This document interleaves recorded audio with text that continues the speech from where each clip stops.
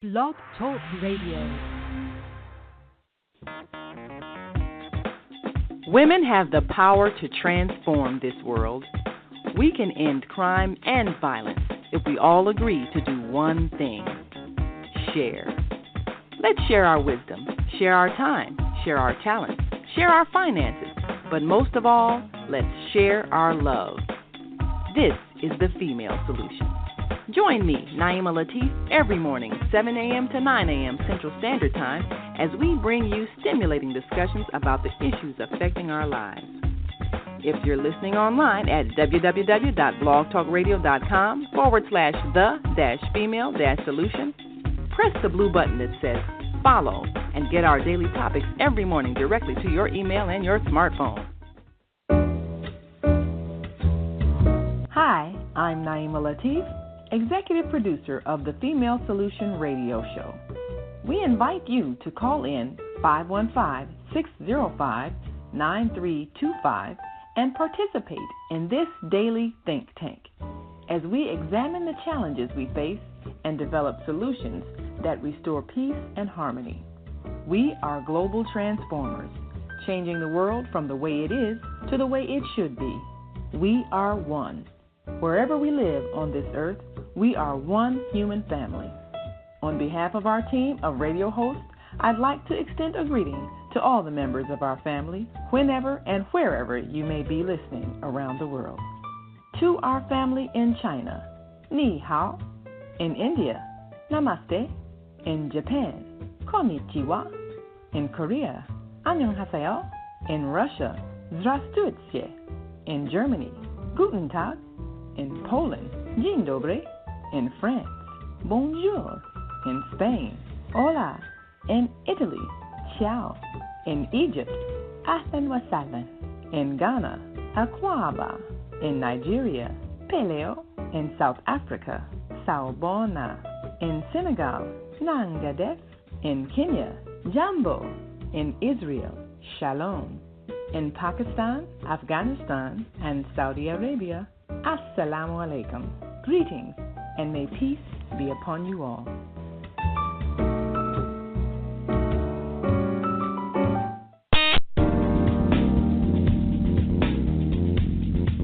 Is Monday morning a struggle to get out of bed, into the swing of things? Well, don't worry, you are not alone. Join us for thought-provoking, stimulating, and mindful conversations on higher learning with Zelda Speaks for your Monday morning mindfulness sessions on Blog Talk Radio, The Female Solution, Mondays, 7:30 until 9 a.m.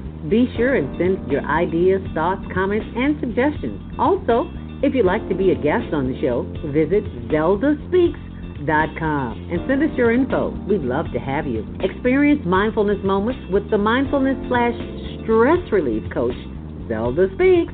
And thanks for sharing the mindfulness moment tip of the day. Stay on purpose, stay empowered, and stay tuned to your next session of Mindfulness on Higher Learning with Zelda Speaks. Make it a mindful day. And thanks for listening.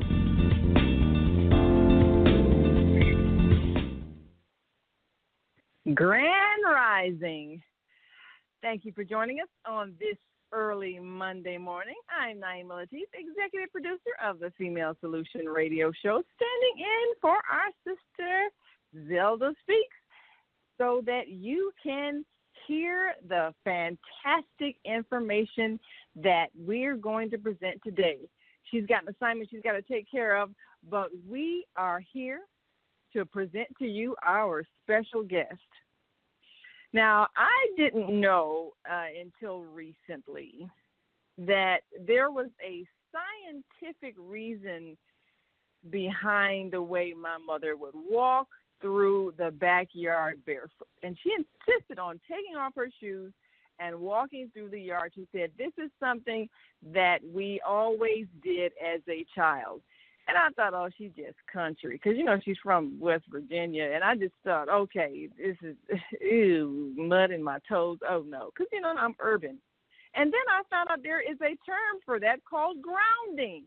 I didn't know that. And now as we study, we discover that the earth has energies that can heal you.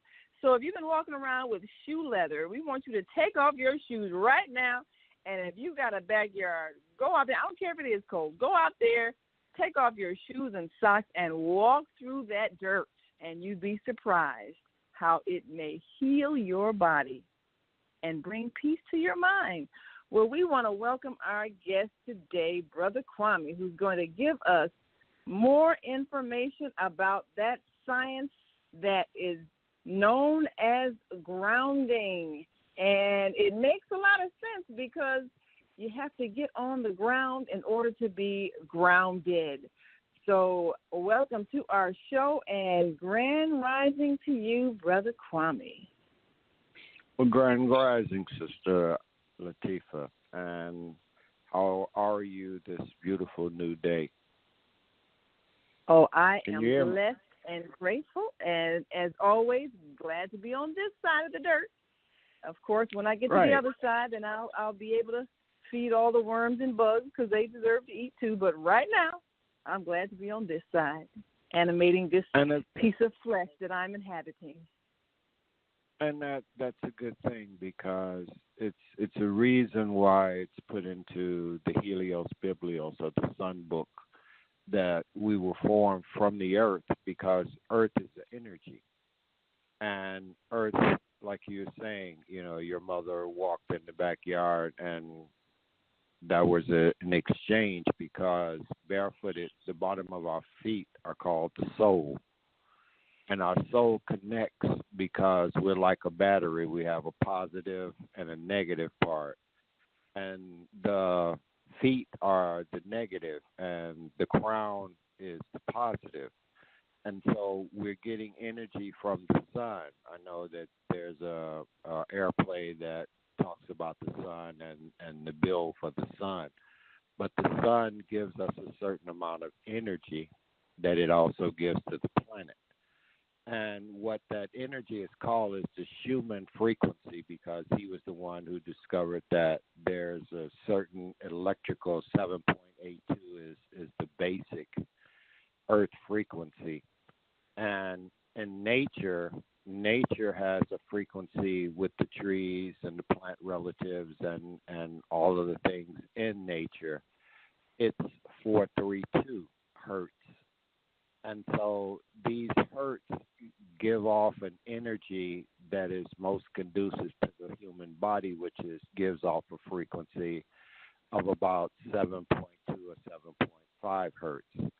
So we're like a battery, and we have to have certain alkalines and certain acids and things and minerals in our body to help us keep charge. And that's what our heart does. The heart is like the generator. It keeps, like on a car, you have an alternator that keeps the battery charged up, and that's our alternator. We alternate, that energy. And what we found out ancestrally is that there's a web of energy that aligns the planet. And the best part that we learned with it is when we built the pyramids. And we began at one part, the Upper Nile, which is the lower, and then to the Lower Nile. But we built the Pyramid of Giza on the exact center ley line of energy of the planet.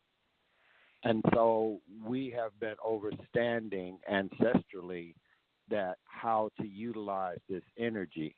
And even what we have come back to is called earthing, or earth grounding, in that you can go and dig a hole and put your feet in and you get a certain energy. Or even something we do, and it's probably in our Akashic record, while we go to the beach and we'll lay in the sand and we'll bury our body, because that sand is it's stone. It's just fine ground up stone, and it's charged up from the ocean, from the salt water, which is the same saline in which we're developing embryonic fluid. And so that charging, it does something and it rejuvenates. And it's kind of like the only place people feel comfortable in taking off their shoes and walking in the sand. You know, it's just something about that.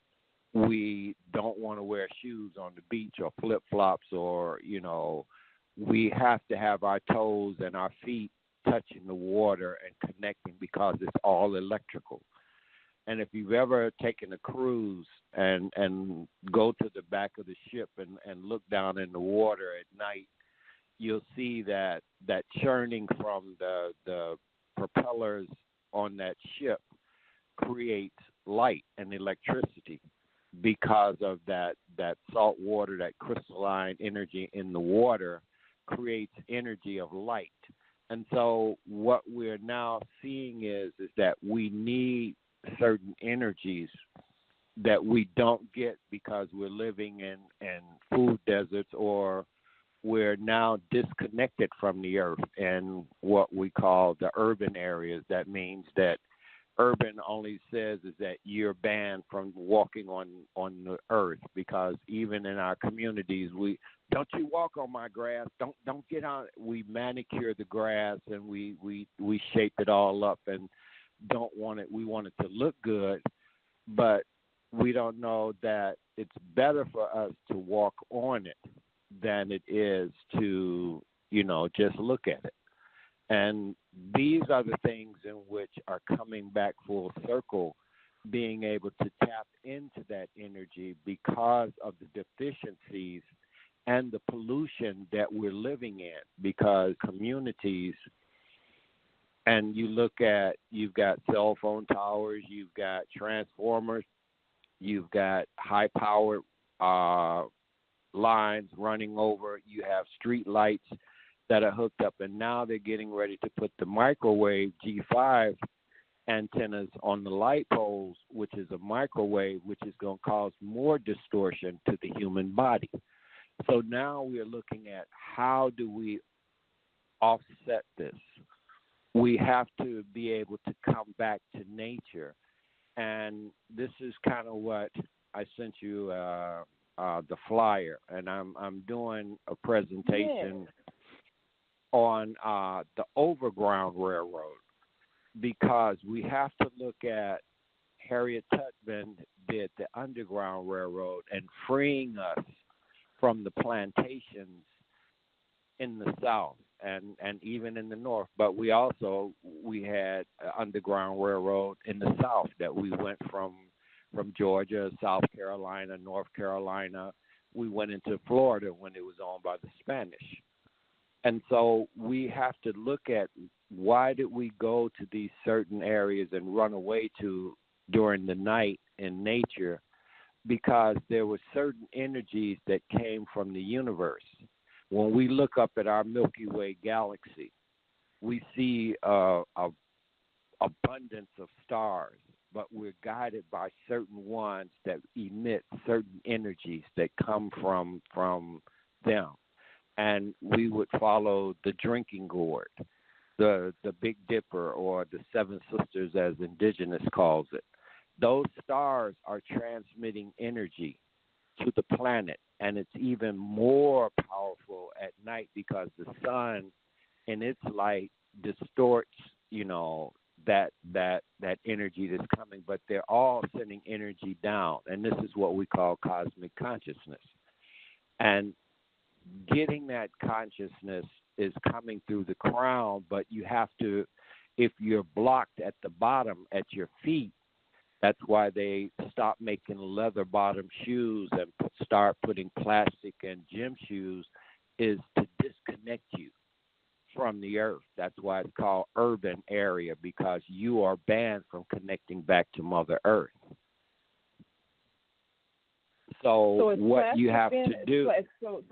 So I understand you to say the plastic is not good because it's not a natural substance. Is that why plastic is right. bad to have your feet on? Yeah, it's an insulation, and the insulation is just like you have a rubber handle on needle nose pliers when you're working with electric, and so you won't get shocked. So it won't run that current won't run through that metal and come into you. So that's what protects you from that current running through you. And what happens is that that plastic, that rubber, is a blockage. It doesn't allow the energy to come through the earth, because even if you are walking on the grass, you're still not getting the full charge of if you were barefooted or you were wearing leather shoes, which is most conducive to our skin. This is why indigenous people wore moccasins. They made their shoes out of the skin of their relatives, their four-legged relatives. And so they made that skin so they could keep their connection to the earth. And so when we began to become more civilized, as we put it, we began to become more. This is a very pivotal time in this Turtle Island's history, is that now, and more than any other time, you have more people living in urban areas than you do in rural areas. And an urban area is defined by putting over 1,000 people in a square mile radius, or rural areas having less than 1,000 people in a square mile radius. So when you do what the University of Chicago did when they created the project, and they took rhesus monkeys and they stacked them on top of each other, and they wanted to see what would happen if they did this with these monkeys, what they did was they reproduced and they killed each other. And we saw that project come to life in Robert Taylor's Stateway Gardens, Ida B. Ickes, Cabrini Green, all of these large buildings that they began to do this, is that they created an environment of reproduction and killing each other. And so what we have seen is this genocidal process, and gentrification genocide is what it's called, because they take you out of the rural and bring you into the urban, and then they began to deconstruct your connection to the earth. So we have been a grand experiment then, basically. And, one of the things we did in our book, Psychic Trauma, we even pinpointed the year when Congress had this study and made the decision to build these structures. So we basically have been like lab rats, where they watch us, knowing that the construction of those facilities would lead to violence and killing of each other, and that was the intention. So knowing this, right, and still living in some of these structures, how do we deconstruct the response? How do we get back to normalcy, even though we're living in abnormal conditions? Well, that's the part of the Overground Railroad, and that we have to begin to do the part of what Harriet Tubman did, is to take the people out of the city and bring them into nature. We've got Washington Park, they got Jackson Park, and they Lincoln Park. These structures is somewhat productive, but it's better to get outside and go out to the Dan Ryan Woods, or to the different areas that there are forests and woods, and be able to go in that frequency of 432 that I was speaking about. Because if you ever notice, like when we go and we have picnics in the forest, how everybody's energy gets to be really pumped up, and everybody's out there having fun, because you're amongst the trees and the grass and the plant relatives. That's a community, and you commune better with nature than you do in a concrete jungle. So what we've got to be able to do is look at how do we create these oases that needs to be, places where people can retreat to and do ceremonies, have picnics, camp out, and do a reconnecting back to nature, because this is why DSM-4 and DSM-5 now has a new mental health disorder called nature deficit disorder.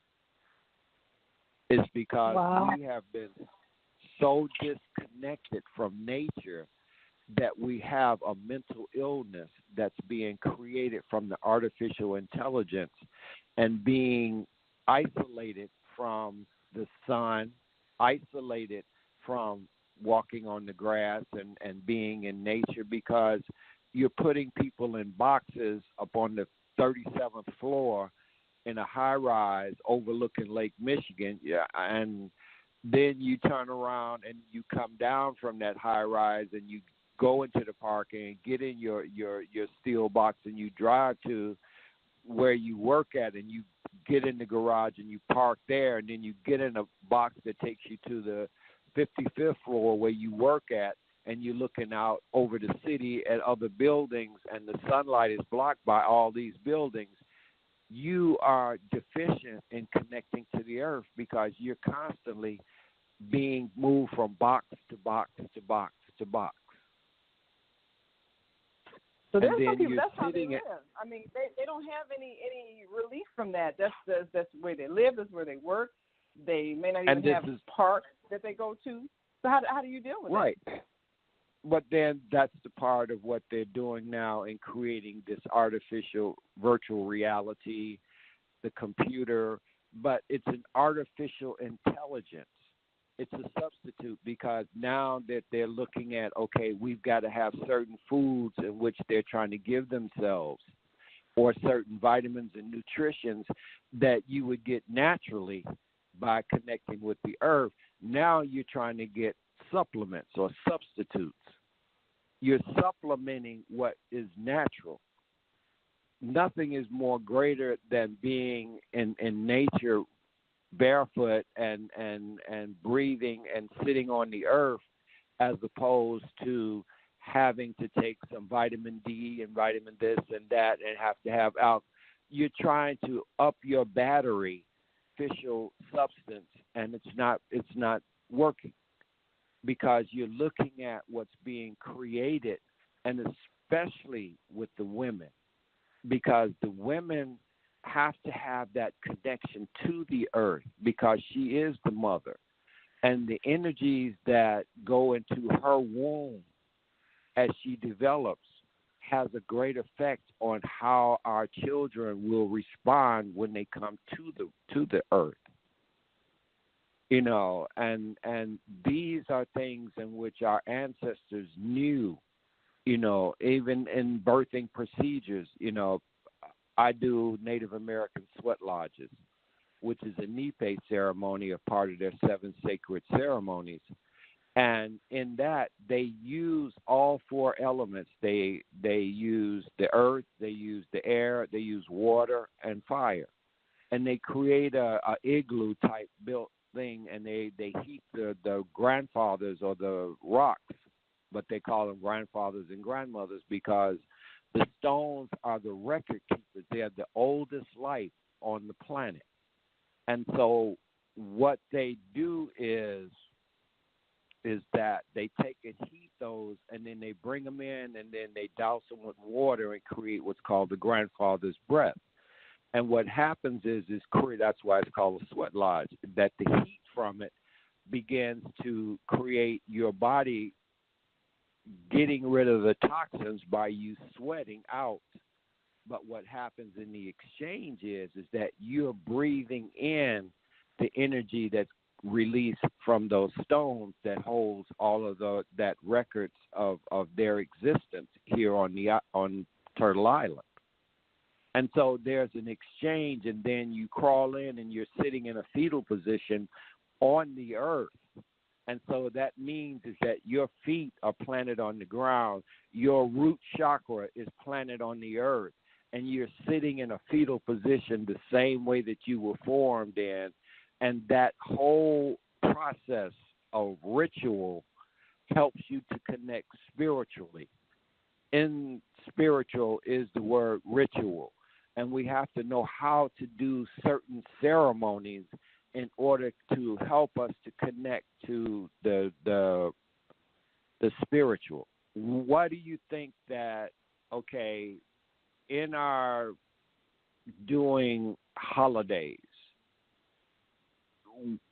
we have certain days that are prevalent to the energy? We just now had the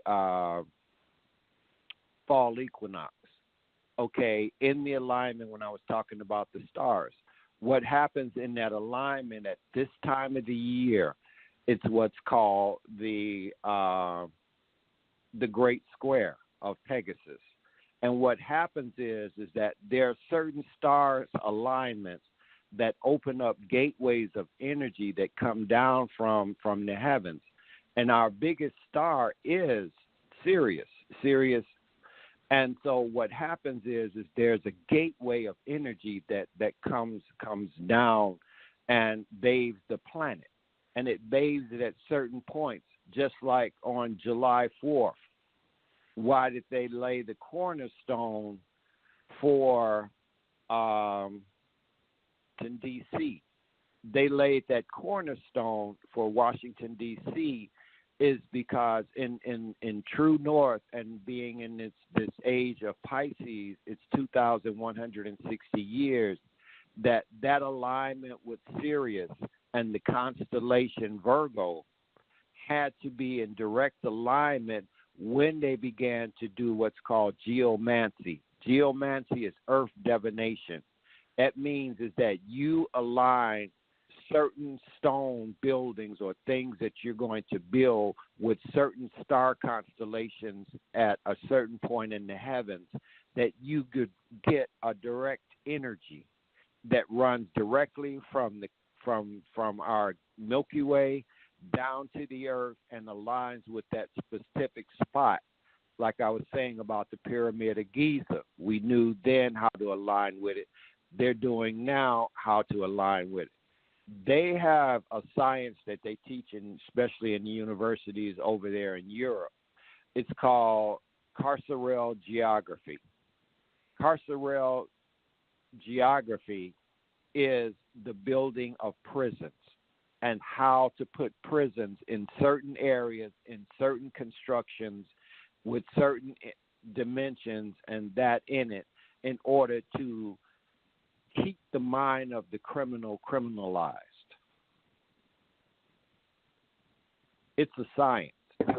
It's geomancy. Well, I'm hearing all the things that others are taught, and that all the things that we used to know and then lost the knowledge, and now have become prey to those who understand the science of prisons.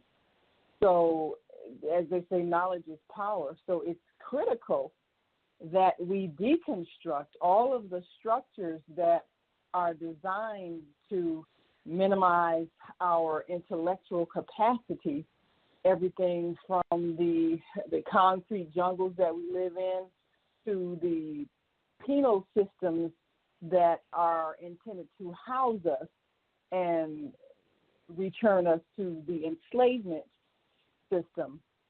So now you have shared quite a bit, and I'm going to remind our listeners, if you have a question, to call in 515-605-9325 and press 1 so that we know you have a question or comment.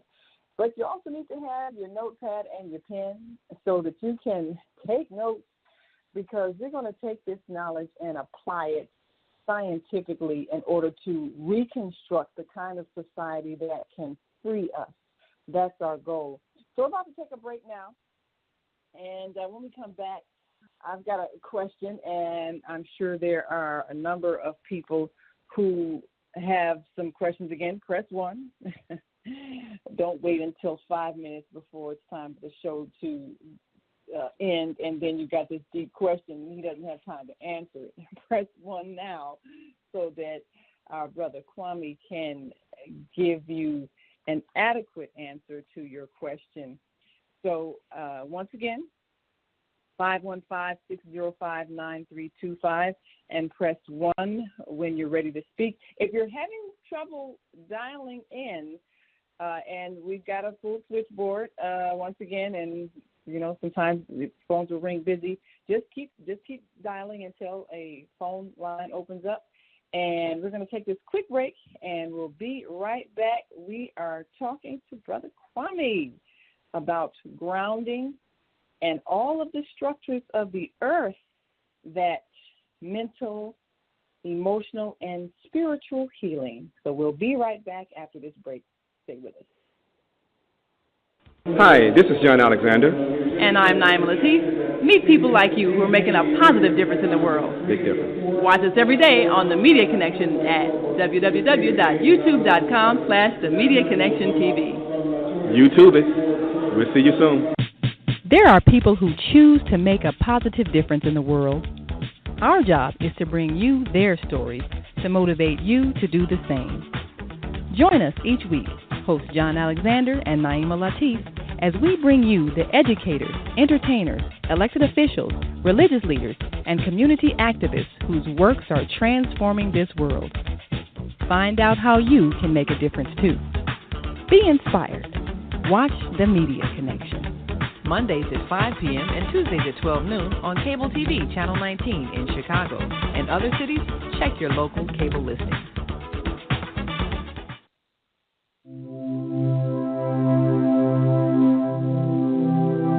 Do you want to live in a world without war? Join our global peace movement. Heavenly Culture World Peace Restoration of Light transcends culture, religion, ideology, and other boundaries to achieve peaceful harmony in the global society. HWPL is committed to bringing world peace and cessation of war through peaceful dialogue between religious groups. I am Director Shin-Suk Kim of the HWPL Chicago branch of North America. Join us for our next gathering. Call 773-580-1501 and be a part of the movement for world peace. Email us at chicagohwpl@gmail.com. Hi, this is Viata, your holistic life coach. Every Friday morning, I'm on The Female Solution. I'm also blogging live every Sunday at 8 p.m. Eastern Standard Time on Soul Purpose Healing, where I help you get back into alignment with the Creator's love, compassion, and wisdom. On Sunday, you can call in at 215-383-5863 or go to www.blogtalkradio.com/soulpurposehealing. When I'm not doing spiritual adjustments on Blog Talk Radio, I'm helping clients reduce the stress in their lives with EFT, essential oils, and cost-saving health plans like Ameriplan. Ameriplan is a better way to save money on your health care expenses. There is more information on how to contact me at www.yourholisticlifecoach.com. Till then, stay in joy.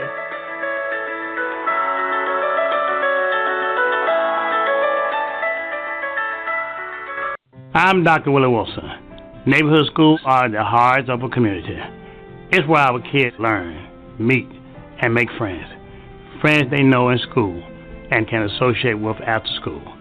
It's why parents connect with other parents. Closing schools changes this and make our kids stranger in an unfamiliar neighborhood. Together, let's find a solution to reopen our schools and help them flourish. Paid for by Willie Wilson for Mayor.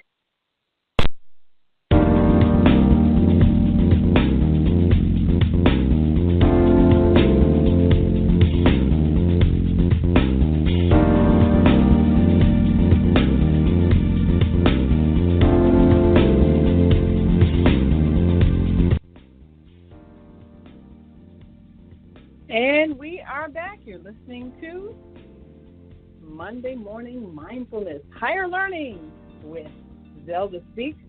I'm Naima Latif, filling in for our dear sister who is on an assignment this morning.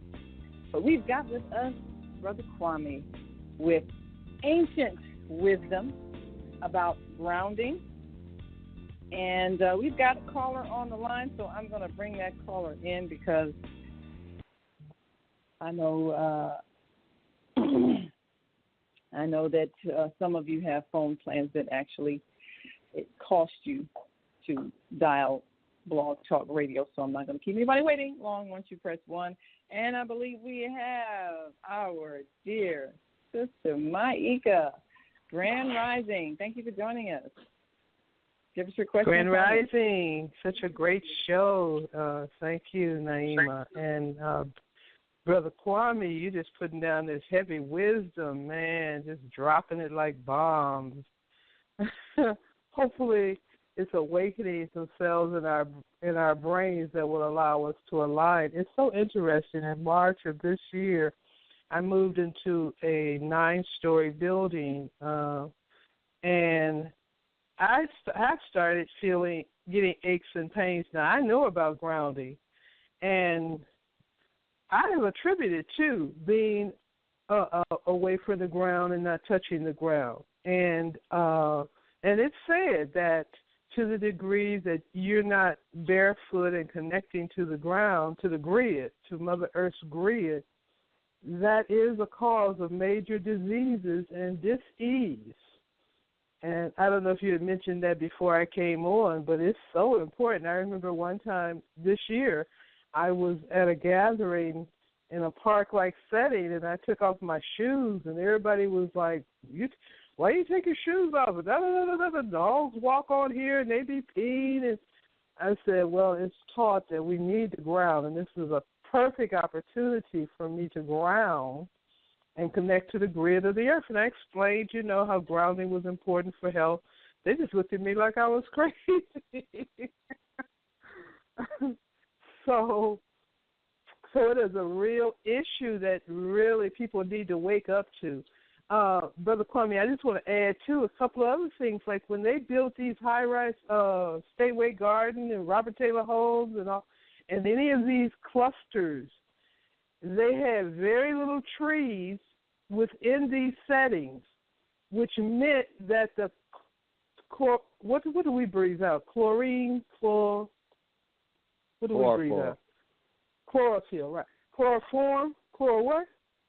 That's what we get from. Are you talking about trees that give us oxygen, and when we breathe in carbon dioxide?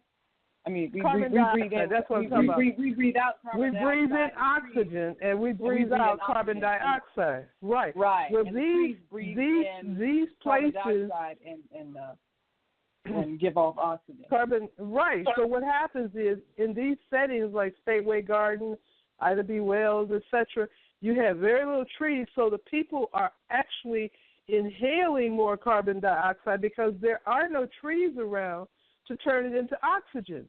And when you research excess carbon dioxide on the body, it has symptoms like, fighting and arguing and, stressing the body out. The body is really stressed out in those type of settings. So there are a lot of things that are going on that we are just completely unaware of, and we go along with it. As a rural farmer, I have often attempted to get city gardeners to join me in developing an urban farm program, primarily because of that, to get people out of this concrete jungle and then to interact with the earth in such a way where you don't have all this pollution from cars and buses and trains and what have you. So we have to free ourselves. We need an urban-rural lifestyle. If we're going to do urban, we got to do rural. So thank you so much for sharing the information that you shared.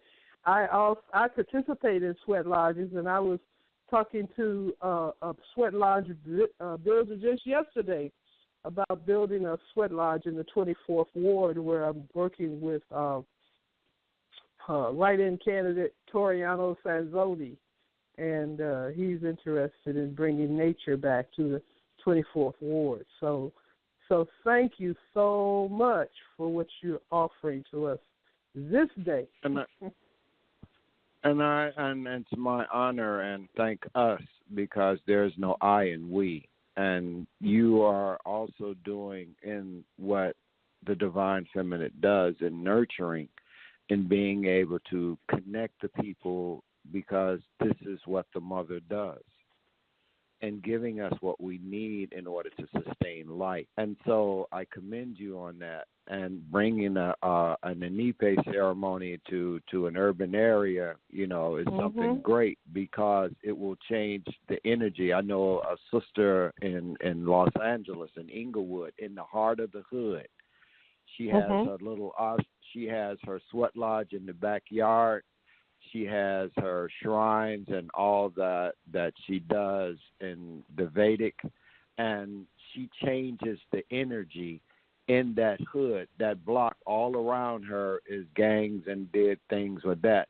But that one block in the radius that she's in, she emits a frequency of peace that really counters the action that's going on around it. And that's what we have to begin to do. When Naima was saying, what are the solutions that we need? We need to understand how to align with the above with the below.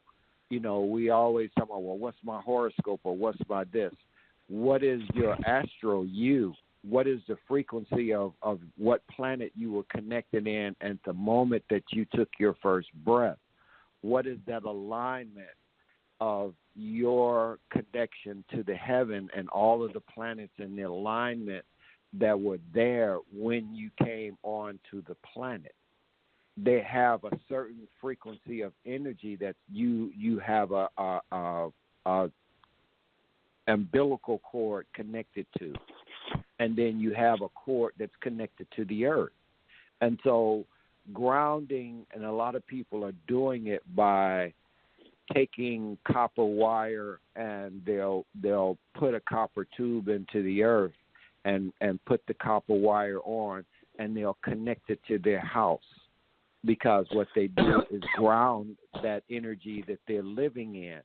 And then we have to begin to understand how to work with, changing the feng shui or the energy flow in our houses, because they build, just like I said about geomancy, carceral geography, they build housings in certain places on certain grids.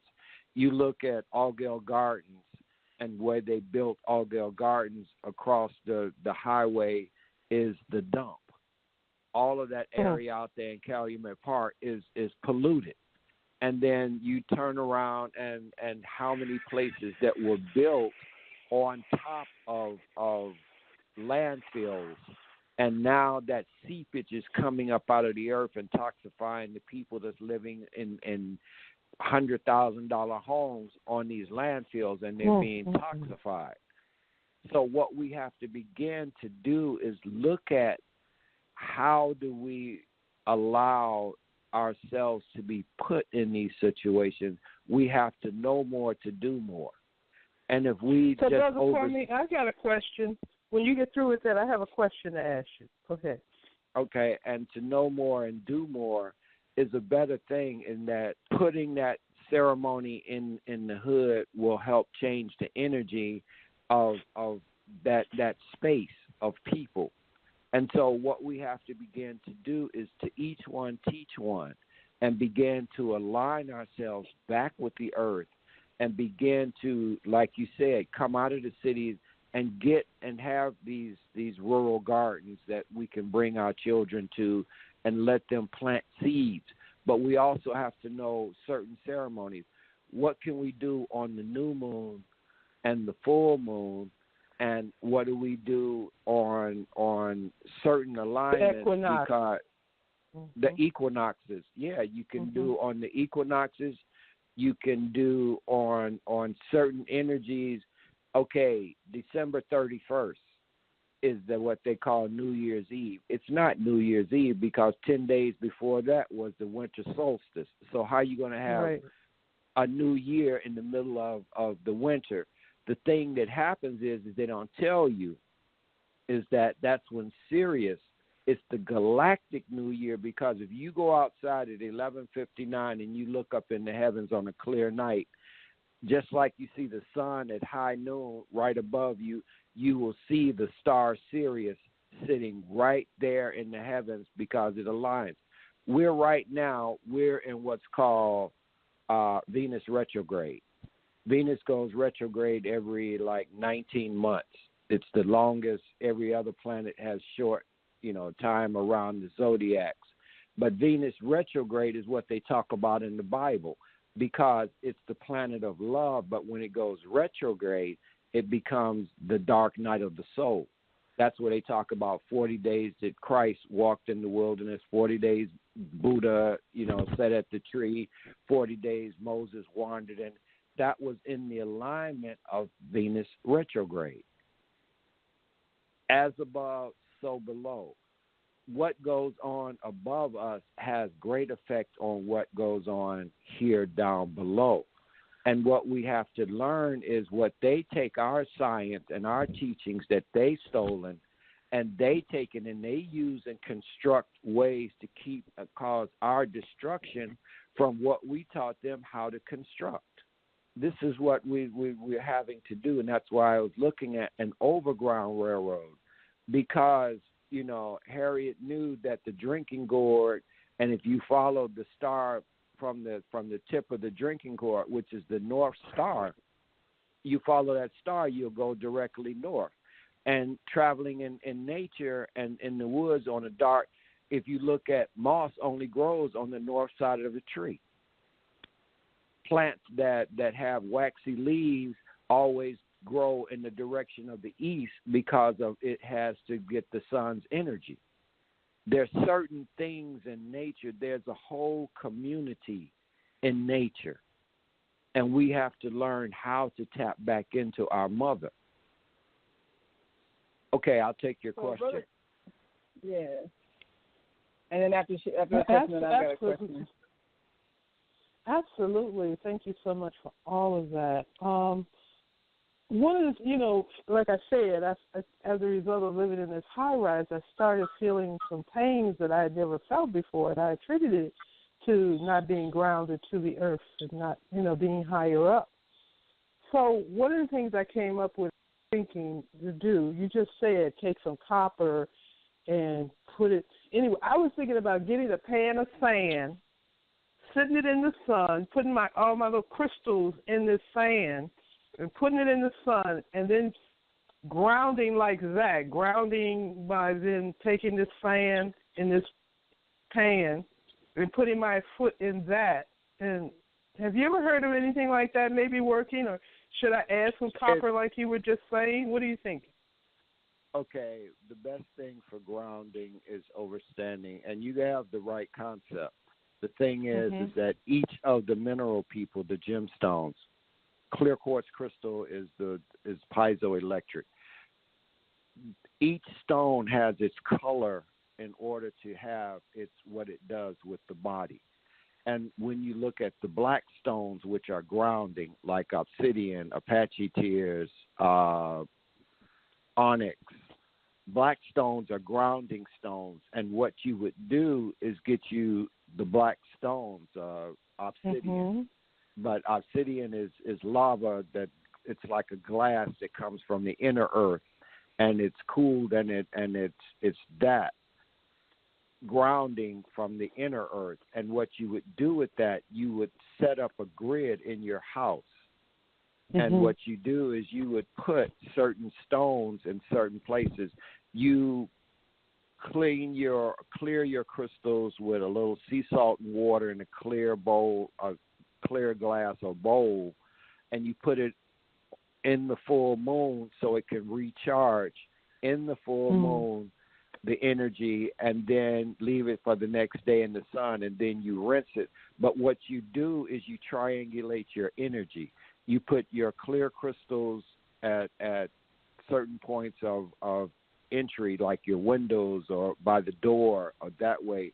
You put a crystal in your pillow to help at dream time, to help transmit the frequency. Because, see, we don't understand by design they created box springs which has coils of metal in it, and it's on a metal frame.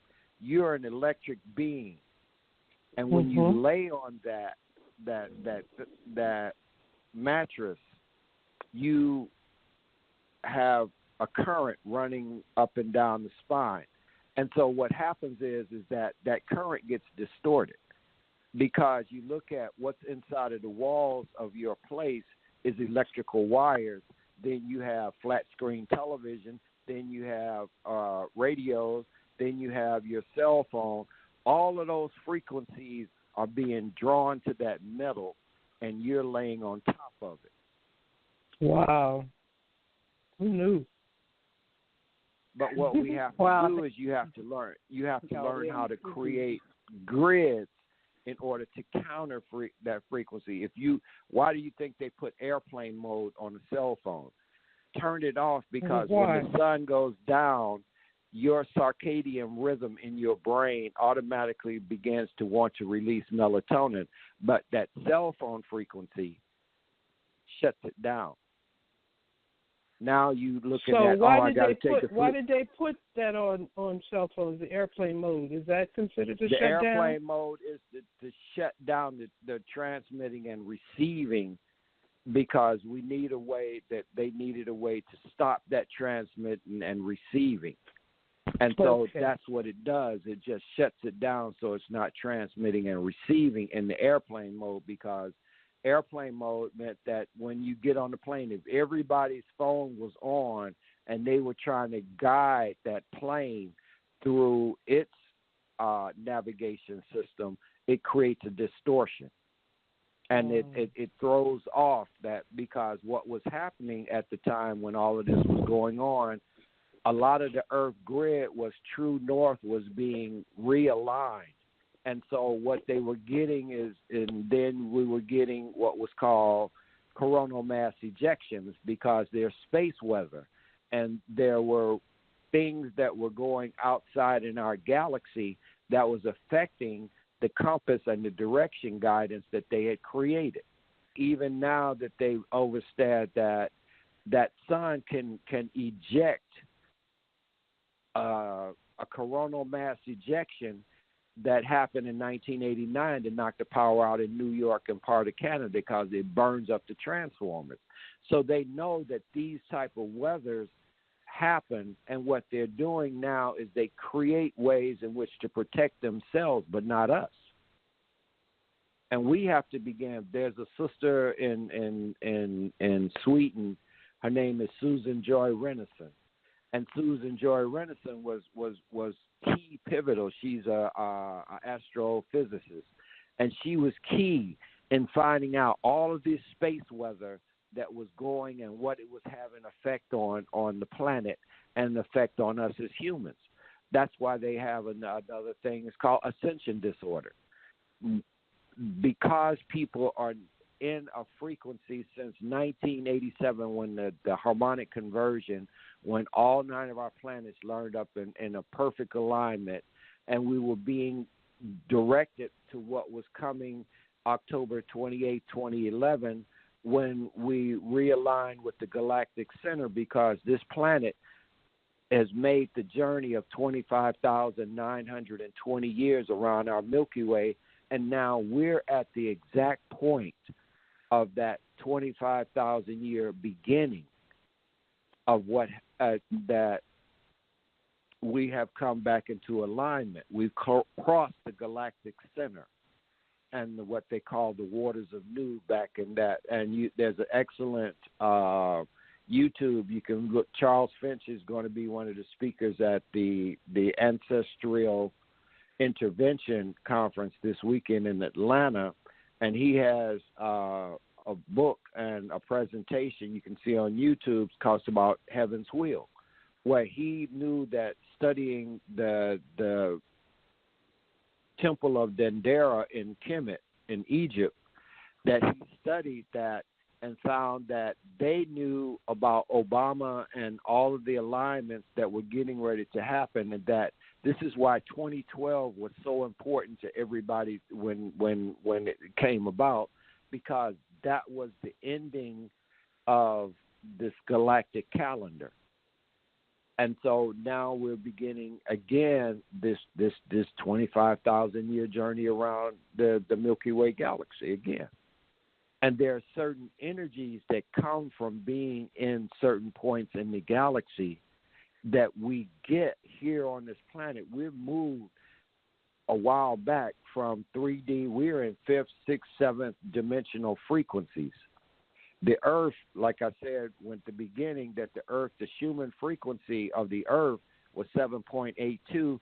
We're in a place now that the Earth frequency is going off the charts. It's at 40 hertz now. They've never seen the planet at this high of a frequency, and in some places it's almost 90. And this is what they're utilizing in tapping into, using HARP and other forms of space warfare and creating weather warfare, because they're knowing and doing certain energies that they can align with and transmit a frequency into it to either boost it or die it down.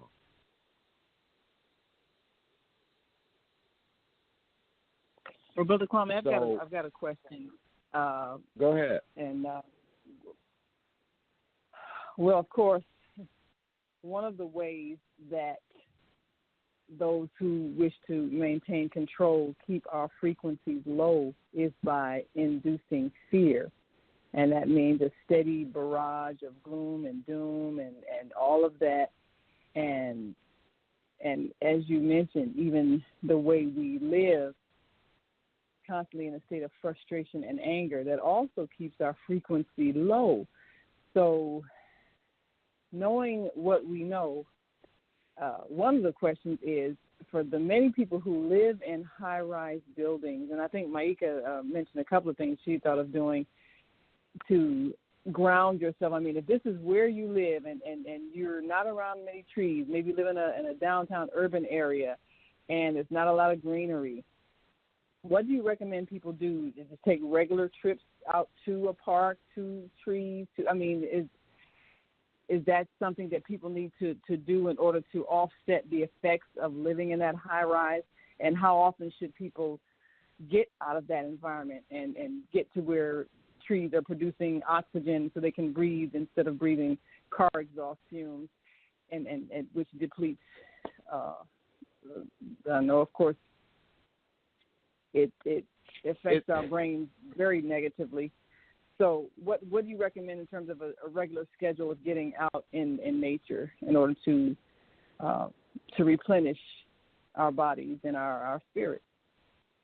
And that's an excellent question. And really we can kind of look at the word. When we work Monday through Friday, that's a work week. So you've worked and you've become weak. And Saturday and Sunday is the weekend.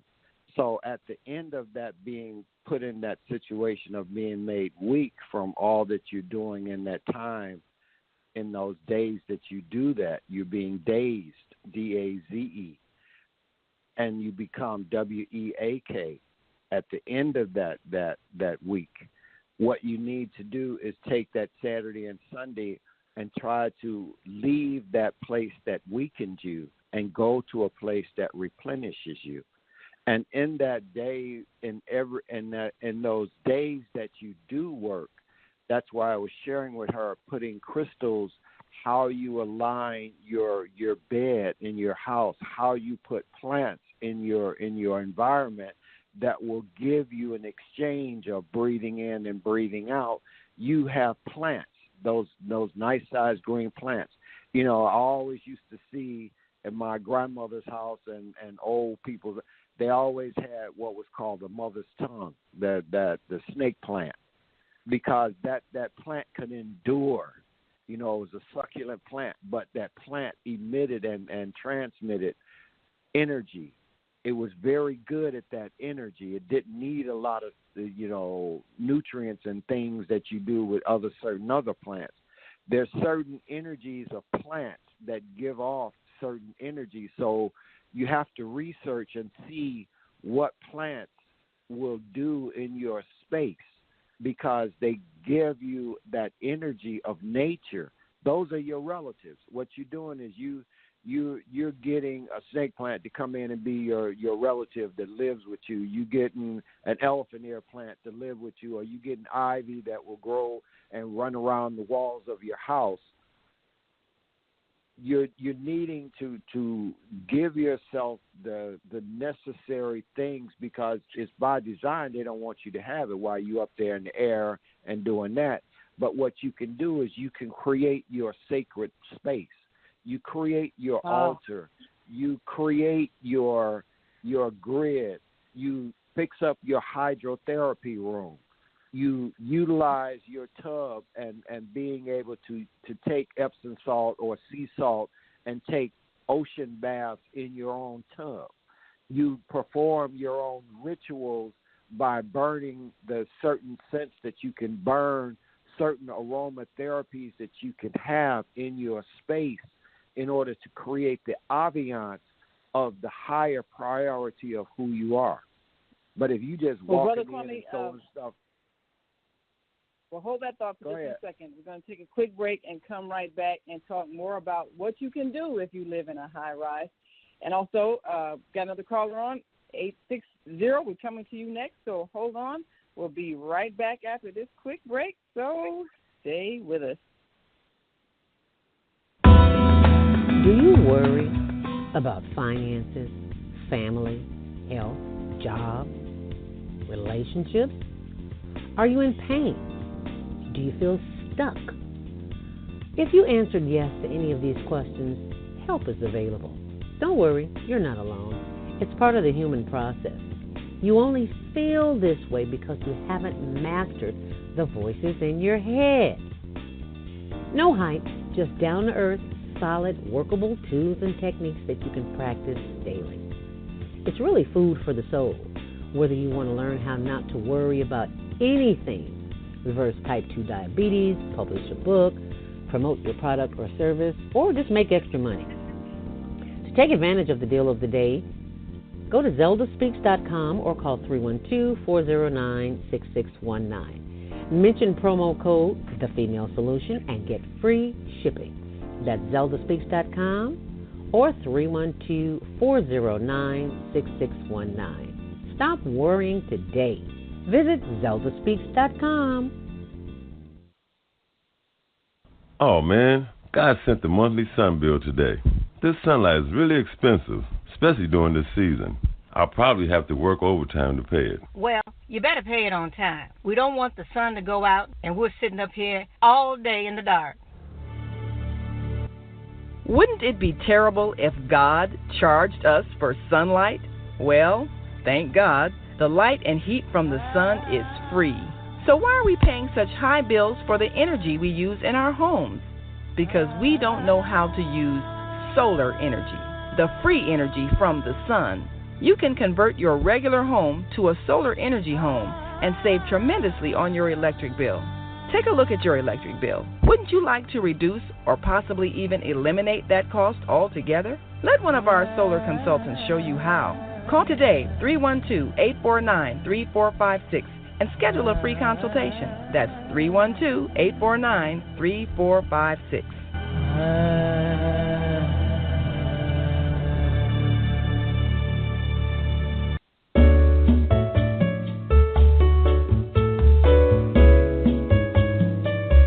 This is Minister Cynthia Marie Williams, spiritual counselor and advisor.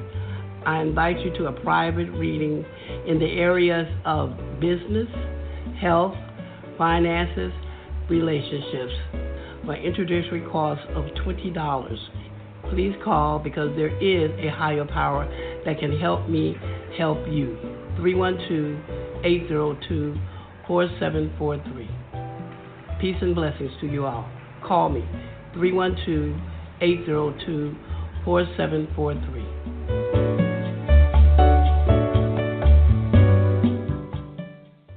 I'm Dr. Willie Wilson. Community and police need to come together again. Police need to walk the streets, get to know the citizens. They can ride the buses, the L, the subways, and once again become the officer-friendly we always hear about. Police are the front line between us and the criminal element. As mayor, I will begin program to assure they will get to know us as our neighbors. Paid for by Willie Wilson for mayor.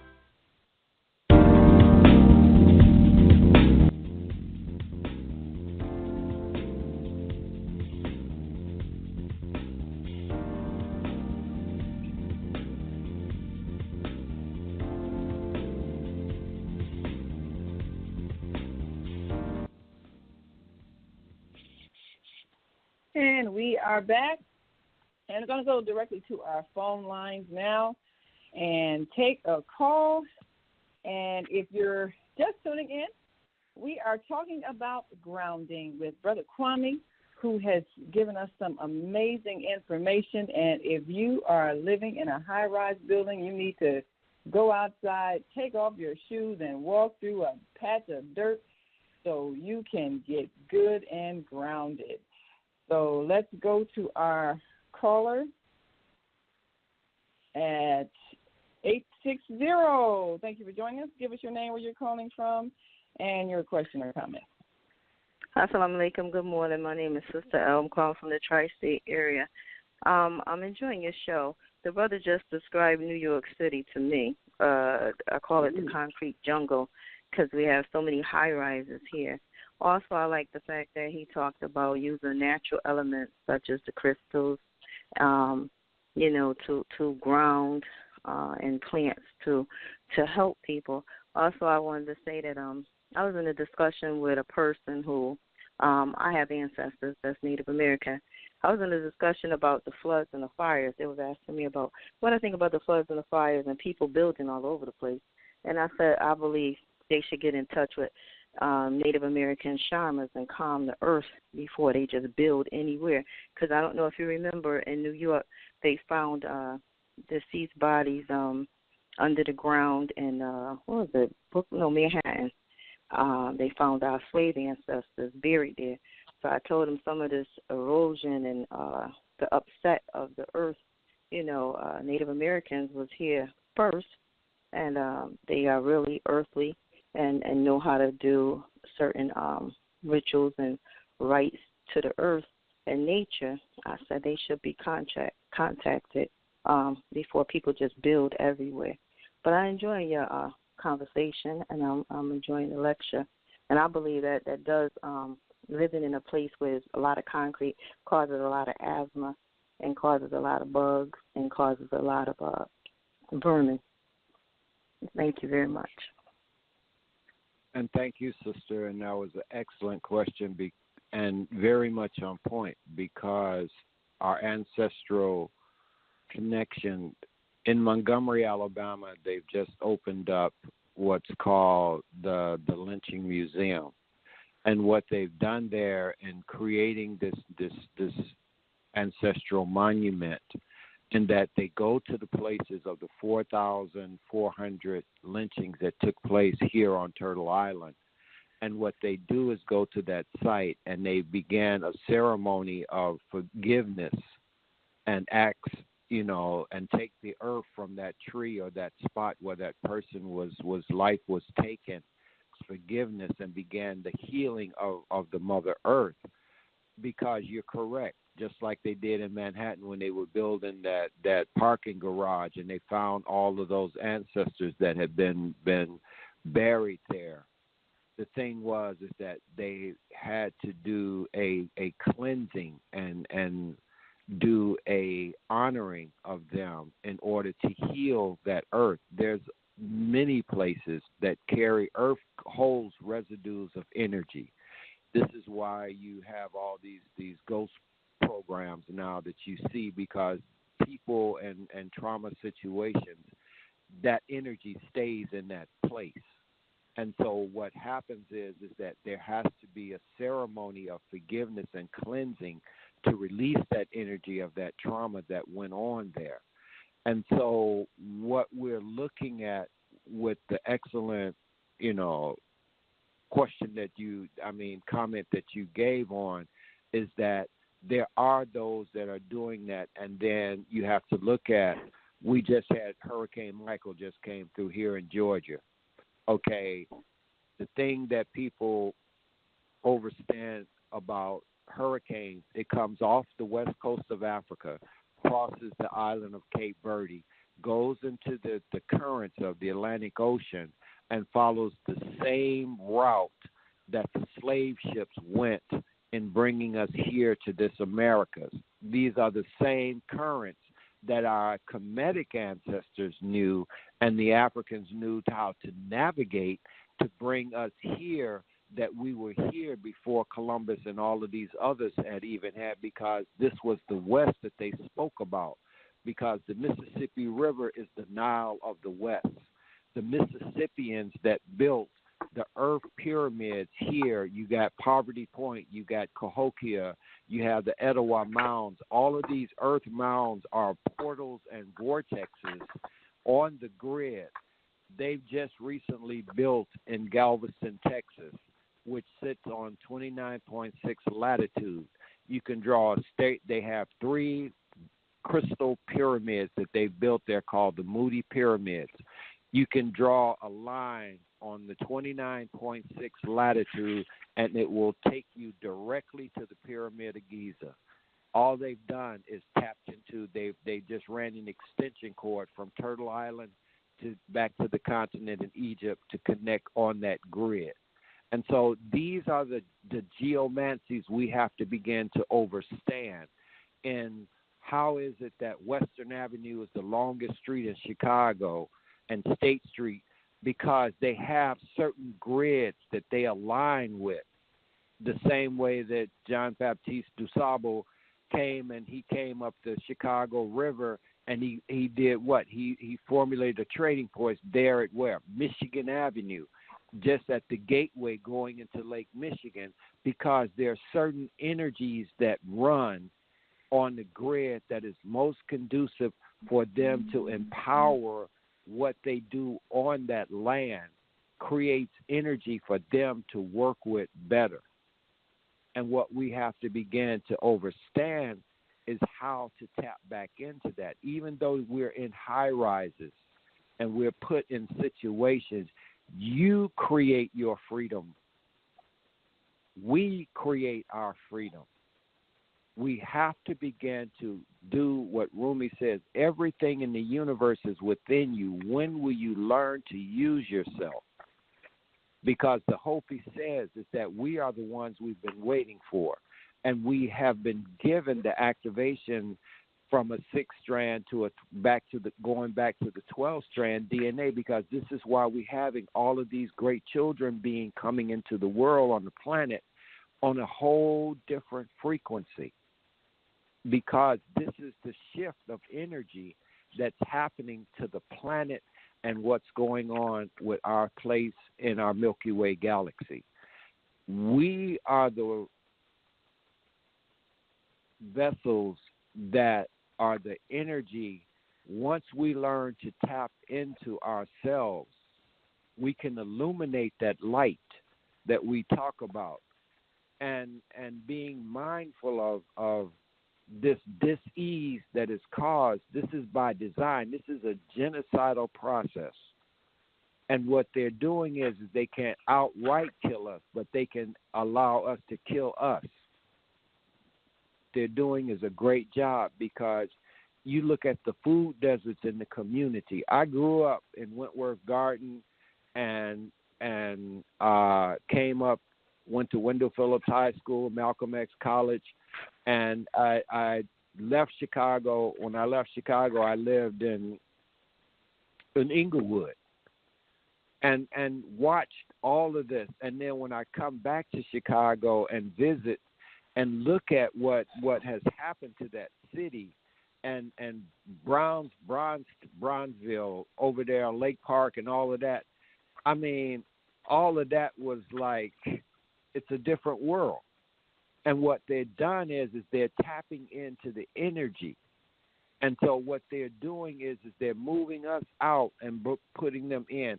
And why are they taking all the brownstones on King Drive, which used to be South Park? Because those stones that the buildings are made from are energy. what they construct with, the limestones, the brownstones, the granite stones, those stones hold a residue of energy. And we have to understand how to tap into those energies. That's why I was sharing with the sister about the crystals, because all of those crystals that grow from the earth has what's called piezoelectricity. They have a memory. They are the first computer. The largest clear quartz crystal in the world is there in Arkansas. It runs 177 miles from almost from the Mississippi to the Oklahoma border, and it runs between 40 and 70 miles going north and south. It's one of the largest beds of crystal, and what that is that is what we use today for all the technology that we have, but it's artificially made. But, you know, I always tell people, they talk about GMOs and genetically modified organisms, but I said, no, that's not what GMO means. God makes the original, and we have to understand where the originals are. Nature is the first computer. Dr. Francis Cress Wilson said, you know, you can get a PhD with a library card or in nature. And then following in nature, if you watch nature, you can learn what you need to learn, because this is where they have tapped into what we were once told that we were uncivilized in the way we connected with nature. Now they're running back and homeopathic and all of these labels that they're putting on what our ancestors or these witches or the medicine men, what they labeled them as being incorrect. Now they're finding they were very much correct, and even better is that they wish they had gotten more from them. Because when we look at elders, yes. Well, you got a caller. Let me bring another caller with a question. I don't want to keep them holding too long. And you can finish your thought. I believe we've got Mama AZ on the line. Thank you, Sister L. We appreciate you calling in. Call in again. And Mama AZ, go right ahead with your question or comment. Greetings. Thank you, Dr. Lateef. Thank you so much, Brother Kwame. That sister that is from New York, Dr. Lateef, can you pass her number or my number to her, or can I give her my number, because I really need for her, or I would like for her to reach out to me and Brother Kwame. I mean, this is serious. Well, I'll text you her number. I'll text her your number, and then she can call you. That's right. And if you're still listening, my sister, please reach out to me and Brother Kwame, because there is something that you need to know. Thank us. Thank you, Brother Kwame. Everything is in divine order, my brother. I just love it. I love us. Thank you, Dr. Lateef. I'm going to listen. I hope.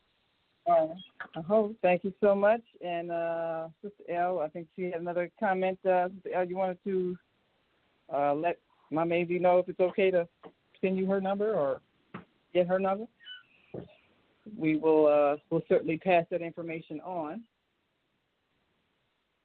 Well, Brother Kwame, let me ask one more question. Oh, and Sister L, check your mute in case you press one. Oh, okay. You can give them my phone number. You can give them my phone number. Okay. It's fine. Thank you. Okay. Have a nice day. All right. Mm-hmm. Thank you so much. All right.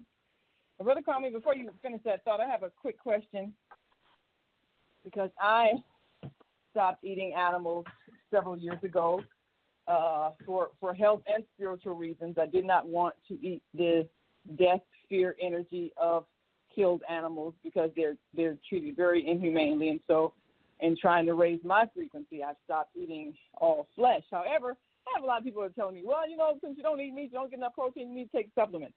And, my friends will keep telling me that I'm deficient, I need to take supplements, but I don't want to take anything artificial.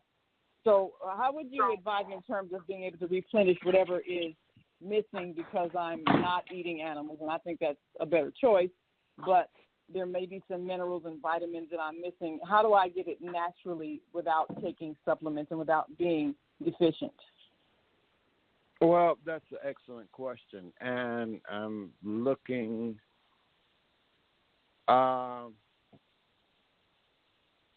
There's a book by Cage, and it talks about the cell salts.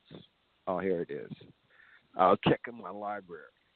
It's okay. That's the celestial ship. What happens is that when we're developing in the womb, the 9 months that we're there, we get all of the nutrients that's basically in that 9 months, but there's 3 months that we're missing. I'm Pisces. And so what I have is that I'm missing Aries, Taurus, and Gemini's mineral. That's a deficiency that I have that my body tells me that I need to get certain minerals to put in it when I'm feeling a certain way. Okay, this is the book. The book is called The Tree of Life and the Zodiac Salts of Salvation, and it's by George W. Carey. George W. Carey, The Tree of Life and the Zodiac Salts of Salvation. And what this book tells us is from the ancestors. And what he's done is he's just republished it. And what it tells us is the minerals that come from Mother Earth, that we have certain minerals that we are already born with, but there's a few of them that we'll be, those three that we're deficient from.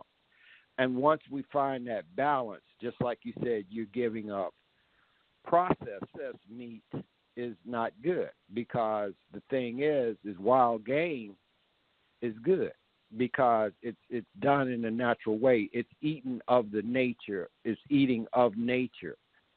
Elk, buffalo, deer, those rabbits, those fleshes are most conducive that can help, but you only eat them at certain parts of a season.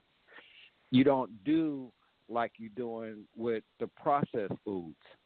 You know, you eating hamburgers every day and all of this. No, that is the right method in what you've taken and eliminated from that diet. And there are proteins that are in the plant relatives that you can find, the protein, beans, you know, certain greens, because what kept us alive in the time of our enslavement, what was called the slave plants. We came with the seeds from the continent of, what was it? You can look in, there's an excellent book called Fast Food Genocide. Fast Food Genocide. And it talks about the slave plants, okra, kale, sweet yams, watermelon, I think it was black-eyed peas. There's 5 of them. But these seeds were brought with us when we came over on the Middle Passage. And we used and grew our own little gardens because we knew that we had to have certain nutrients that were to help this body.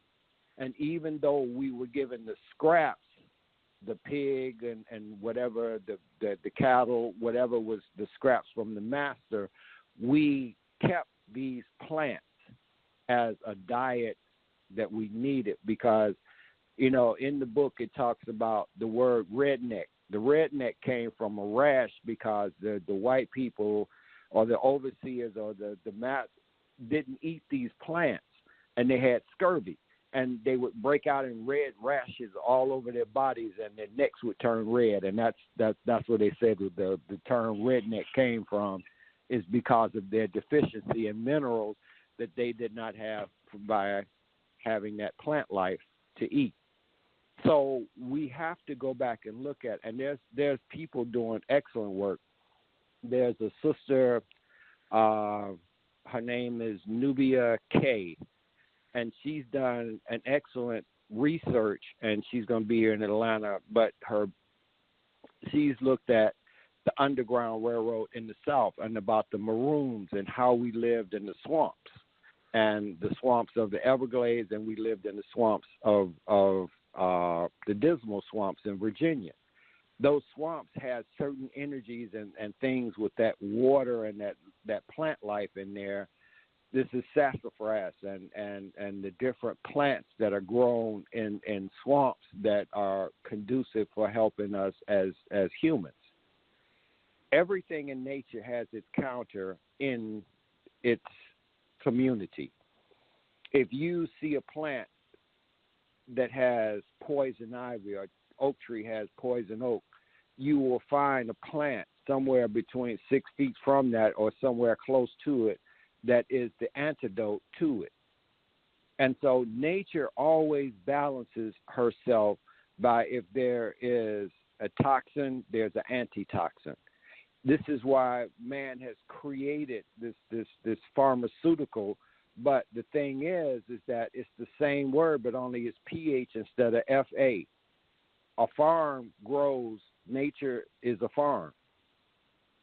Man created a pharmaceutical, an artificial farm, in that he created supplements that tries to take, because you cannot patent a natural plant. That's why they're having the thing with cannabis, because you cannot put patent on the medical use of a natural plant. And that's why they're trying to figure out a loophole to see where can they get control of what nature grows. Control of what nature grows.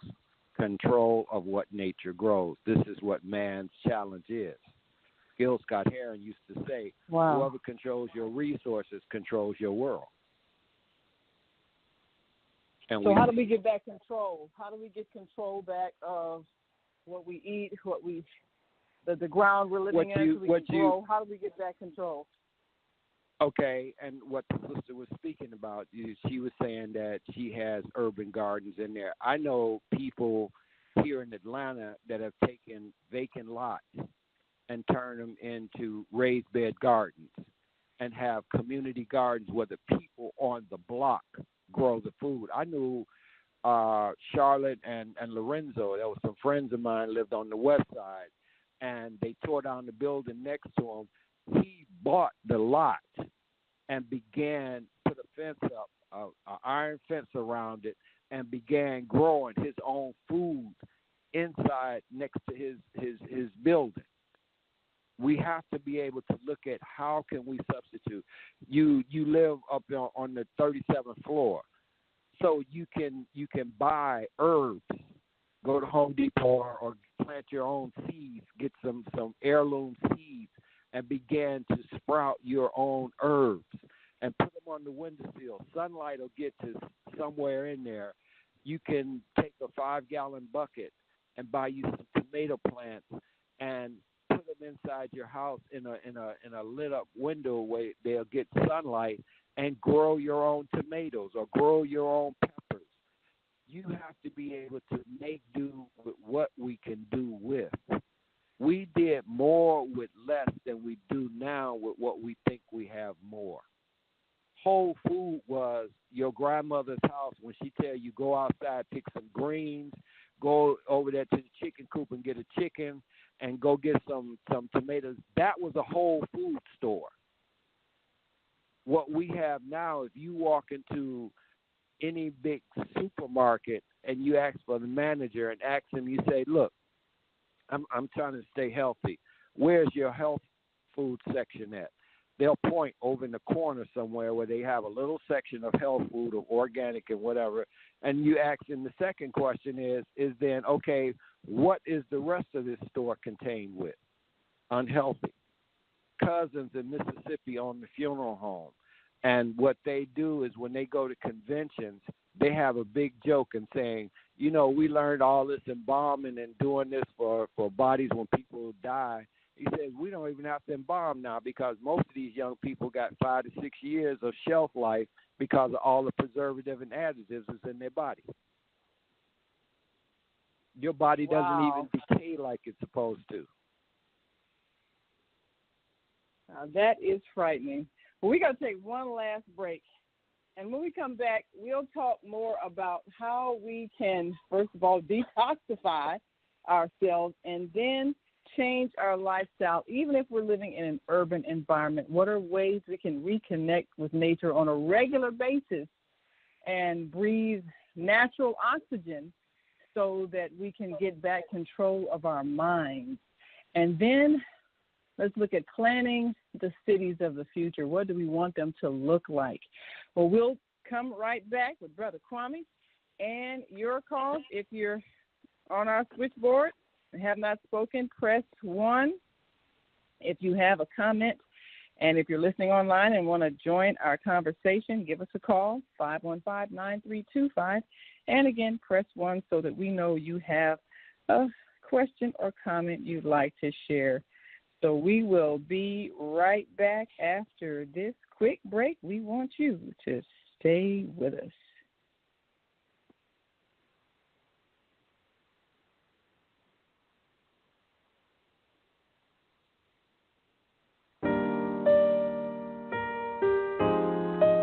Hi, this is Maika, and I want you to join me every Thursday, 7 a.m. to 9 a.m. Central Standard Time. And let's talk about it.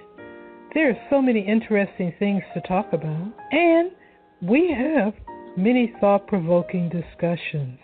We have amazing guests on the show, and you'll find real transparency, a really peaceful environment, also a healing environment as we do EFT and other healing modalities to bring ourselves into congruence and balance. It's also a child-friendly environment. And we have an open mic. All you have to do is press 1 to be heard and to say what you have to say. No fear, no fake, real truth. That's what you'll find on my show. Visit our archives at The Female Solution on Blog Talk Radio and listen to past discussions that are intriguing. Call 505-615-9325. Invite a friend and listen in, and I'll see you then on Blog Talk Radio. Let's talk about it with Maika every Thursday.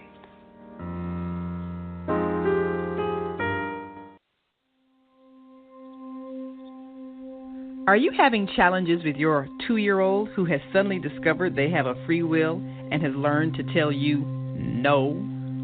Are you having challenges with your 8-year-old who has suddenly learned how to tell untruths in order to avoid punishment? Are you having challenges with your 13-year-old who has suddenly realized that they know everything and you know nothing? Parenting is a challenge.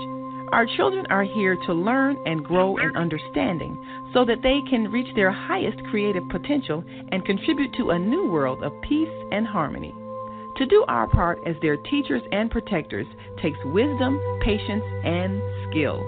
Join me, Naima Latif, and facilitator Mark Shahid on the Parenting and Family Reconstruction Learning Lab every Thursday, 7 p.m. to 8 p.m. Central Time on American Muslim 360 Blog Talk Radio. Tune in at www.blogtalkradio.com/American Muslim 360. Call in with your questions at 515-605-9891. That's 515-605-9891. Spare the rod. Love the child.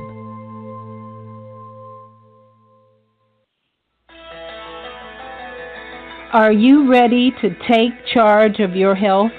Hi, this is Viata, your holistic life coach, and I'll be joining the Female Solution family every Friday morning to assist you in your journey to abundant health.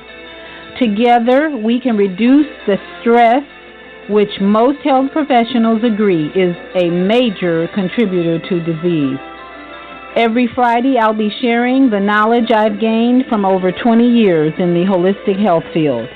The word holistic simply means taking into consideration mind, body, and spirit to balance and heal your human self. I am truly excited to be able to serve you on the Female Solution.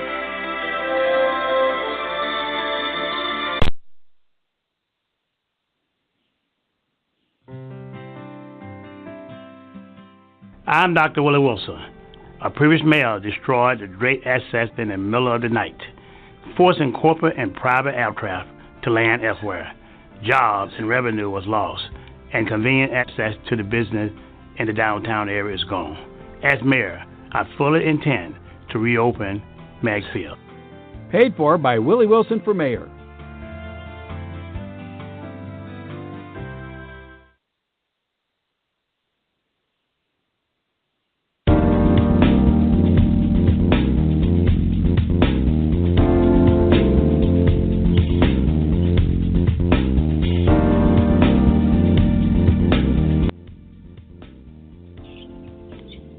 And we are back.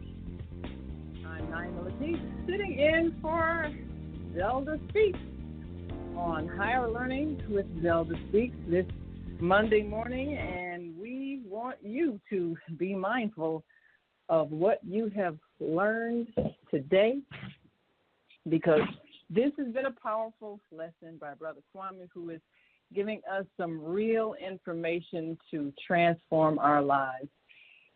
So we were talking about what we need to do, even as we live in an urban environment and are disconnected from the earth. But I have a question regarding the damage that perhaps been done by young people who maybe they never had a trip to a park or a forest preserve. They're extremely deprived of oxygen, extremely deprived of healthy food, and living in extreme stressful environments. And we see the rage that's so easily triggered, in addition to all the stressful situations that they live in. Now, I believe it's something as simple as planting flowers in neighborhoods where there's violence. I think that can change the energy. Can you tell us some ways that we can actually just change the energy where our children live, change the energy of what they experience every day, even in the schools where they live? And one of the things I noticed, like I went to my daughter's school in Korea. She teaches in South Korea. And I noticed the walls, bright colors like, yellow and bright blue, and then the desks were bright colors, red and green. And, so here the schools are so drab, so dead, gray, everything looks like a prison. Can we make the environment where our children live brighter with colors? Can we make the environment there in their schools have more plants? Can we grow plants where they're living? What are some ways we can change the energy where they're living? And that's an excellent question, and those are key parts in what you're saying. In color therapy, it has an effect on us. And the home environment is the space where the destruction begins. And what we have to do is you create an environment. I used to sell black art, and the thing that we used to say when trying to get people to buy a picture or something that looked like us, they would always say, "Oh, that don't go with my French provincial, or that don't go with this, or that don't go with that." But the thing that we used to say is that what you hang on your wall, your child will look up to as it grows up, because it looks up at that wall and sees pictures that look like them. Something as simple as changing the pictures on the wall and creating an environment where I was saying about the plants, and being able to put in that child's room a plant that it takes care of and nurtures. And it begins to be able to do that, be able to say, okay, let's decorate your room. Let's get some of these posters of these wrappers off of here and bring in some bright colors. And you put in the coloring of your home, because African proverb says the destruction of a nation begins in the home. And so this is where we start with our children before we turn them over to the school system that Jawanza Kunjufu there from Chicago, the conspiracy to destroy black boys. He wrote this back in the 80s. So we have to begin where we can. There is a psychiatrist, Gabriel Monti, and what Gabriel found out is the environment creates the addictions. And you look at the environments that these children are being raised in, they're just like in war zones of Afghanistan, Iraq, and all of that. They have PTSD. And what do we do for these children with this PTSD? Plus, you have the mindset of post-traumatic slave syndrome that's still going on in our communities. What we have to begin to recognize is what is the trauma in order to begin to work at how to help become the helpers of the traumatized. Our children are traumatized. They're traumatized in the womb. And what we have to begin to look at is how do we do the work to help them to do this. I just came back from Maryland a few weeks ago in a rites of passage that I did with 10 men, ages 47 to 22. And what I did was the Native American ceremony was called the Hamblecha, or the Vision Quest, where I take these men and I put them out in the woods with no food, no water for 4 days and 3 nights. And only thing they can have is the shelter that they're in, a journal to write, and they belong to Mother Nature and the Creator. And they have that experience of becoming one with the earth and one with their Creator. And these are ways in which our ancestors would do for the young people before they became the adults. That was their rite of passage. And so, no, we can't do that in urban areas and that, but we can begin to do the Kitchen Table University. Kitchen Table University is when the women would take the young girls and they'd sit in the kitchen, and the aunties and the grandmothers and the mothers would sit there and talk about life and tell them about what they're getting ready to experience as black women. You know, there's an old saying is that mothers raise their daughters and love their sons, because they have to love their sons because they know what has been done to those sons of times before, and that they come on the planet with 2 strikes. They're black and they're men. And what they have to be is that they have to be given love because the world doesn't like black men.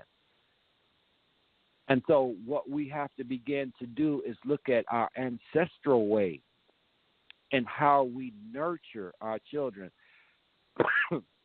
Dr. Clark used to always tell us that you define the people by 3 things: land, history, and culture. The land in which you come from identifies your ethnicity or your connection to that land. Your history is the story of what your people have done since their existence on these lands. The culture is how you raise, how you cook your food, how you dress your children. All of that deals with culture. That's a life force. It's the same thing as you take a culture, a petri dish, and you put a virus on melanin. The melanin will kill any virus. But what you got to understand is how to use that culture right. Because what has happened is, and they've even seen it with what is it they call the Henrietta Lacks cells that are still alive. They were cancerous, and that these cells will not die. We will not die. That came out of a black woman who had uric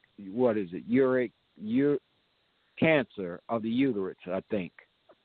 And her cells still live to this day, that scientists all over the world are using her cells to study how this life continues on from this one woman cell. That's amazing. That is amazing. Yeah.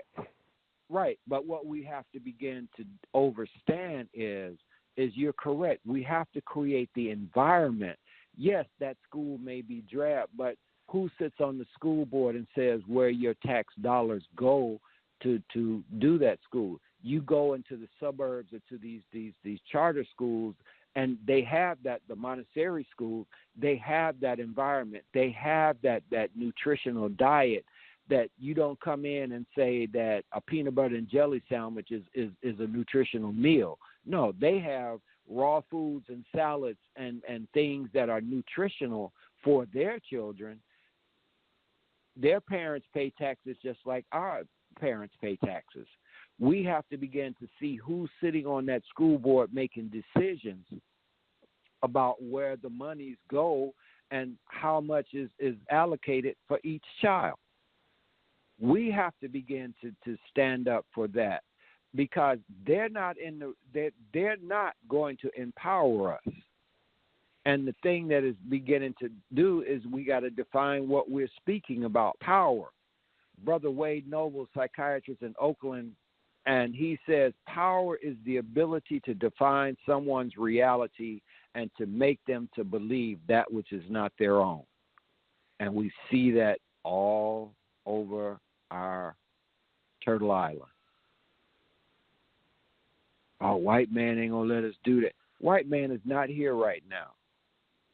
So don't even bring that person. So how do we seize control of our destiny? Like the brother. How do we erase brother, that belief that somebody else is controlling what we do and just go ahead and do what we have the power to do? Is that's what you got to do. You got to make a choice and choosing. Do you stay with this pain or do you change? Because we're hurting as a people. Our children are hurting. Now, what do we do to help change that?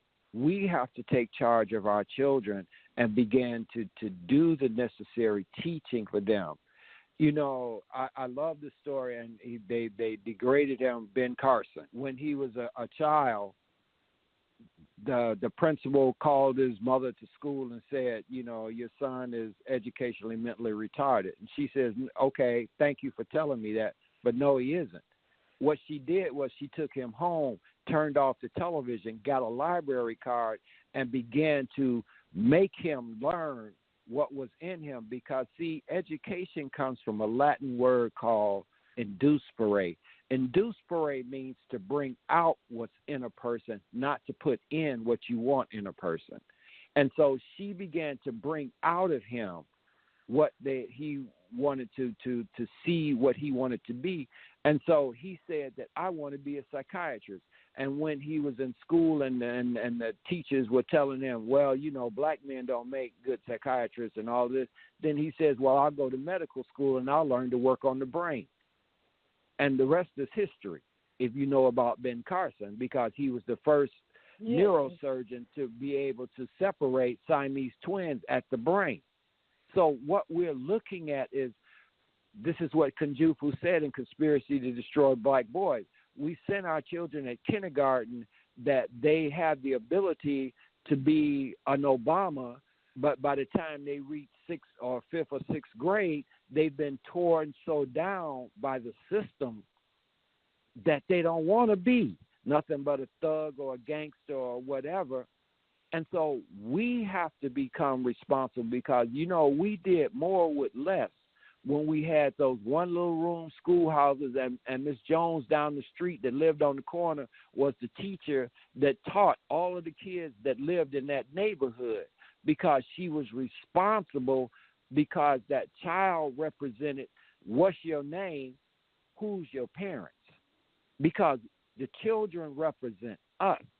We have lost 4 things in our community. We've lost respect, morals, values, and ethics.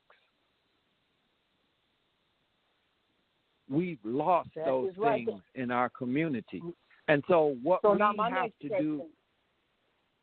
Well, Brother Kwame, my next question is, how do we regain the morals? Because that is where we're most under attack, and our children have been duped into living such self-destructive lives. How do we reestablish the moral base to enable us to build our families.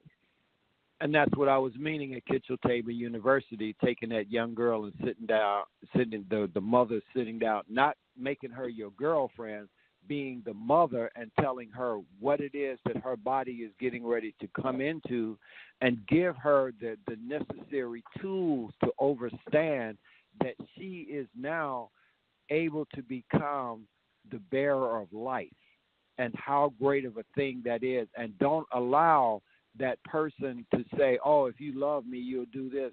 And teaching young men how not to be sperm donors and own being a man by being responsible for that life that he's just put into a woman's womb.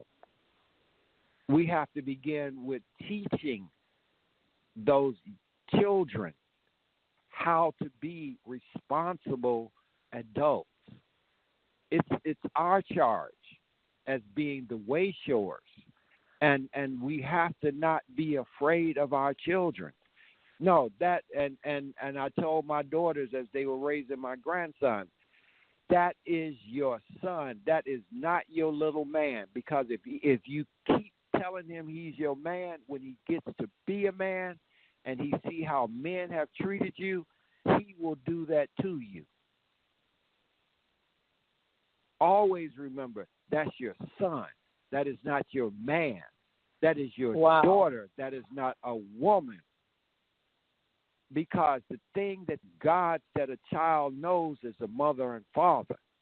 And then they learn that they're human and there's a power greater than them. As my grandmother used to say, you come through me, but you don't belong to me, and I am the source in which you come from. The grandfather used to tell me, boy, if you don't remember anything else that I ever say to you, you cannot do wrong right. You cannot do wrong right. It's wrong to bring a child in the world and let someone else be responsible for what you created. So that is a lesson that has to be taught in the home, and that's where it all starts. Well, yeah, that's why I said this is destruction of a nation begins in the home. Yeah. Right. So now, how do we deal with those homes where parents just don't have the knowledge? I mean, you say we need to teach at home. What about the parents who are lacking because the parents that raised them were lacking, and so they come from a long line of dysfunction? How do we address that? Assimilation, because if you see, Francis Cress Wilson used to get his examples, and I don't mean to stray away from your question. The thing is that she would come out and sweep her porch and her steps and her out in front of her house every day, and people start seeing her do this, and people would get up and begin to sweep off their steps and their porches, because it's like what they call the 100 monkey theory. Is that if 99 monkeys take their food and go down to the water and wash it, when that 100th monkey goes down and washes its food, it sends a connection to all of those of like species to begin to do that one thing. And so this is why we're bombarded through the media, through music, through all of these channels of getting light into the person. We're bombarded with the negative and not the positive. And so what we have to begin to do is counter this. Hip-hop was art created by our young people, and I always use to make acronyms. Hip-hop stood for highly intelligent people helping other people.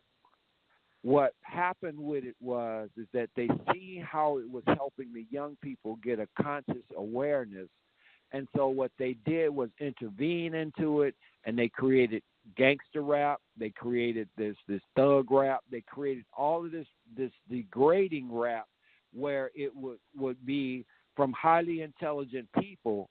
The artist is a highly intelligent person, but he's harming other people. It's a choice. So we have to reverse it and take back the meaning of hip hop, so that our artists we've got to take we've got to take back.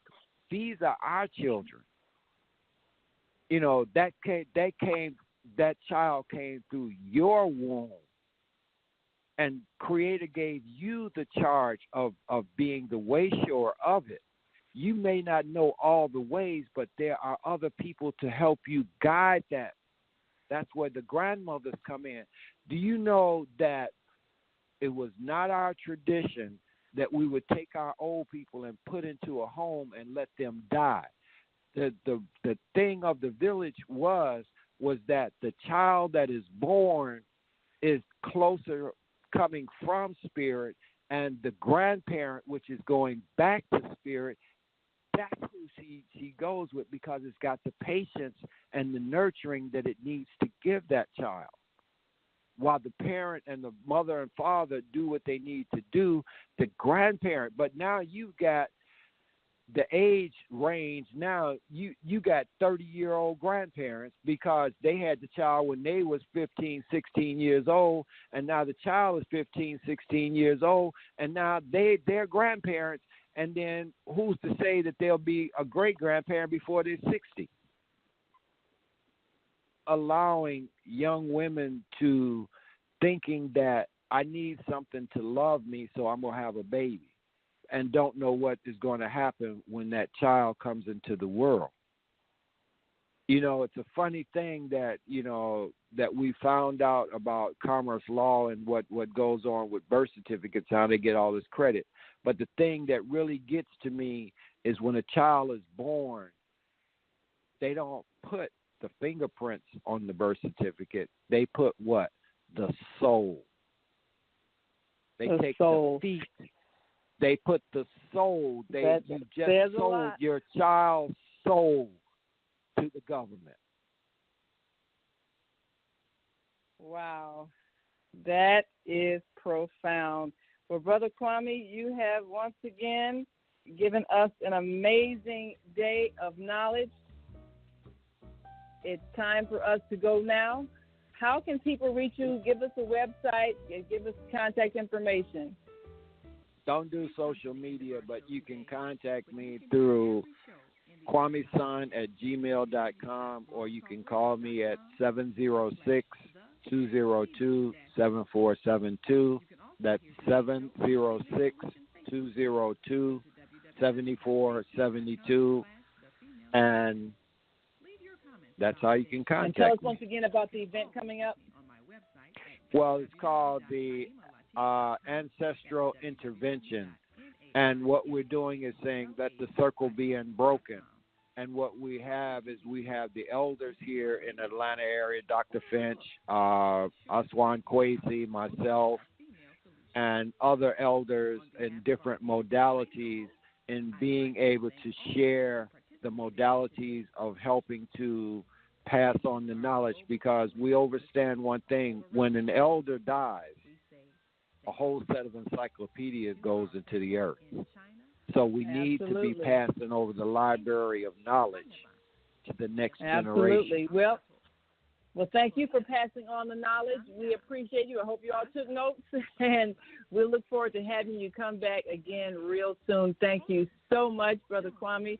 And as always, continue to shine your light.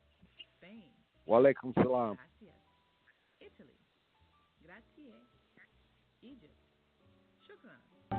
Ghana, Medasi, Nigeria, Eshe, South Africa, Ngiyabonga, Senegal, Jeret, Kenya, Asante, Israel, Toda, Pakistan, Shukriya, Afghanistan, Tashakur, Saudi Arabia, Shukran. Assalamu alaikum wa rahmatullahi wa barakatuhu. Thank you, and may peace be upon you, and the mercy of God, and God's blessing.